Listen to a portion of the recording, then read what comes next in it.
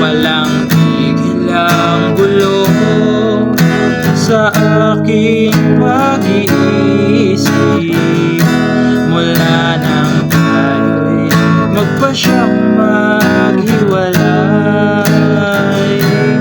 Nagpaalam pagkat di tayo bagay.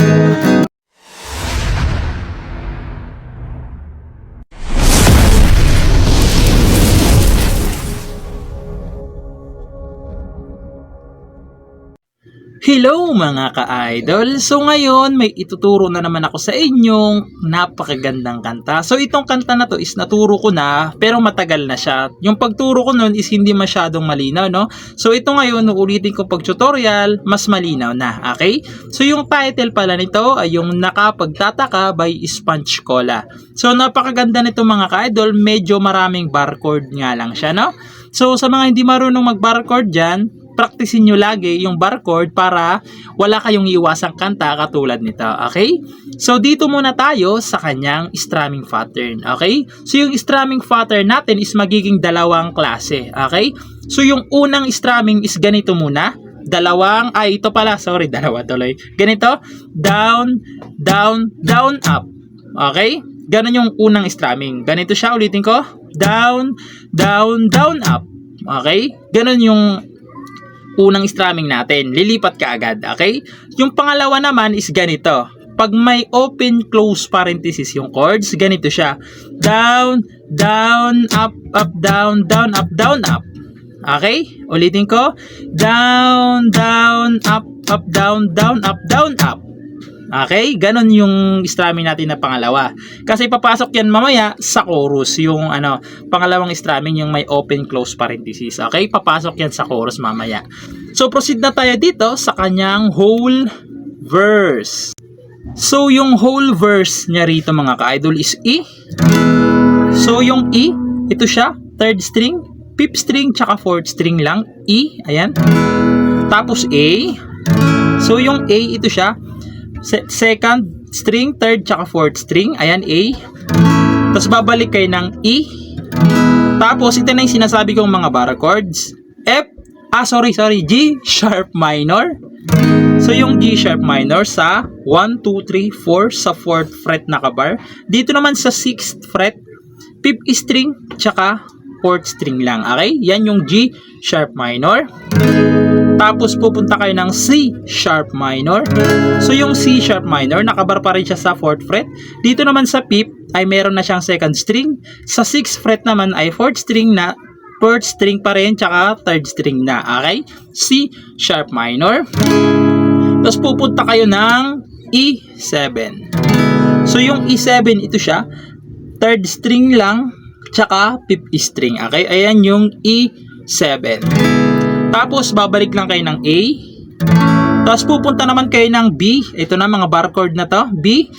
So, yung B, second fret, 1, 2, nakabar. Ayan. Sa 4th naman, 4th fret ay second string, third string, tsaka 4th string. So, ganito kasi ako mag-B. Depende na lang sa inyo kung saan kayo mas komportable. Pwede naman ganito, no? Ayan, B. O kaya B ganito. Okay? B. Tapos, babalik kayo ng G sharp minor. Tapos E7 ulit. Pagkatapos niyan, pupunta naman kayo ng A ulit, tapos B ulit, tapos G sharp minor ulit, tapos C sharp minor ulit, tapos ito na yung sinasabi kong may open close parenthesis, F sharp minor.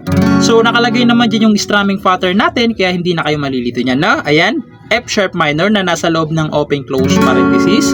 Yung F sharp minor sa second fret na kabar, sa 4th fret, 4th string lang, tsaka 5th string. Okay? Ayan yung F sharp minor. Tapos B7 na nasa loob rin ng open close parenthesis. So yung B7, second string ipitin nyo sa 4th fret.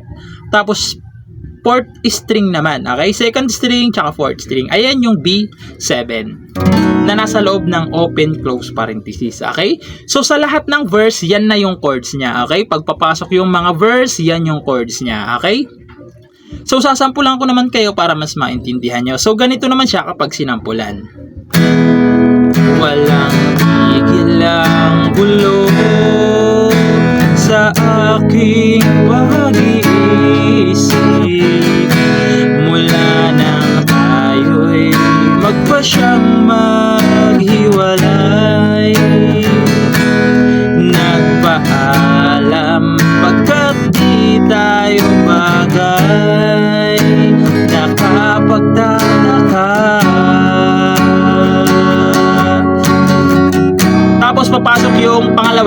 same lang.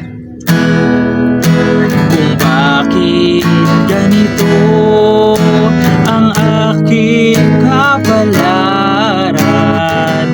Okay, so papasok na naman ulit yun. Pagkatapos nun, papasok doon yung kanyang chorus. Okay? Doon sa part na hindi ka ba napapagod? So, doon na yung papasok. Okay? So, proceed na tayo doon sa kanyang chorus. So, yung chorus niya rito mga ka-idol is G na nasa loob ng open close parenthesis. Yung G, first string, second string, fifth string, tsaka sixth string. Okay? B minor na nasa loob rin ng open close parenthesis. So, yung B minor sa second fret nakabar. Sa third fret naman, second string. Sa fourth fret naman, fourth string, tsaka third string. Okay?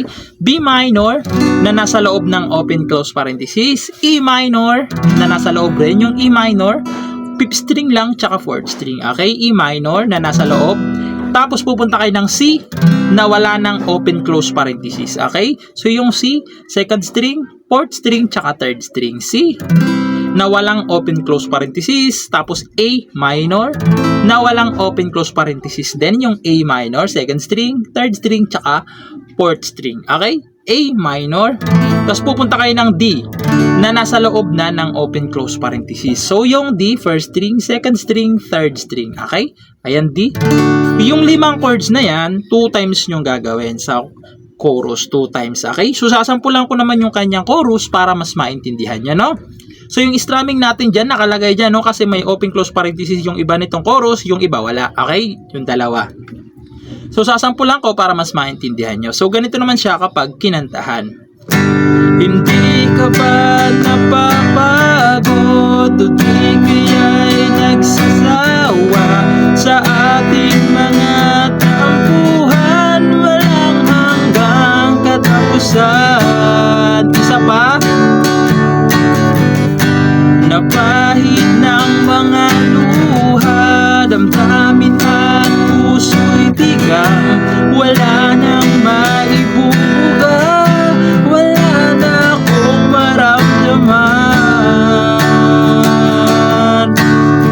Tapos papasok ulit yung verse 3. Okay? So yung verse 3, same lang yun. Pagkatapos nun, instrumental. Okay? So yung instrumental niya, sabihin ko na lang, is G na nasa loob ng open close parenthesis, B minor na nasa loob rin, E minor na nasa loob rin ng open close parenthesis, tapos C na walang open close parenthesis, A minor na walang open close parenthesis, tapos D na may open close parenthesis na. Okay, yan yung instrumental niya. Pagkatapos ng instrumental, babalik ulit kayo sa chorus. Pagkatapos ng chorus, papasok na yung kanyang bridge doon sa part na kung tunay tayong papasok yung bridge na yun, okay? So, proceed naman tayo doon sa kanyang bridge. So, yung bridge niya naman dito is C. Naturo ko naman na isa-isa yung string kanina, kaya hindi ko na isa-isahin ngayon, okay? C. Walang mga open-close parenthesis yan, mga ka-idol, ha? So, alam nyo na yung strumming nyo dyan. C, D, B minor, E minor. Yung apat na chords na yan, 2 times nyo gagawin. Pag nagawa nyo ng 2 times, pupunta kayo ng C, D, tapos G. Okay? So, sasampulan ko yung kanyang bridge para mas maintindihan nyo. So, ganito naman siya kapag kinantahan sa bridge. Kung tunay tayong nagmamahalan,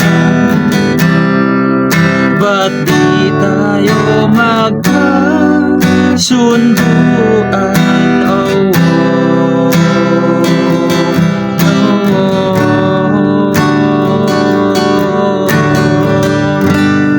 okay? So, yung C, D, tapos G, may open close parenthesis pala. Hindi ko lang nakita. Okay? So, pagpasensyaan nyo na. So, ayun lang. Sana nagustuhan yung tutorial natin ngayon. And bye-bye!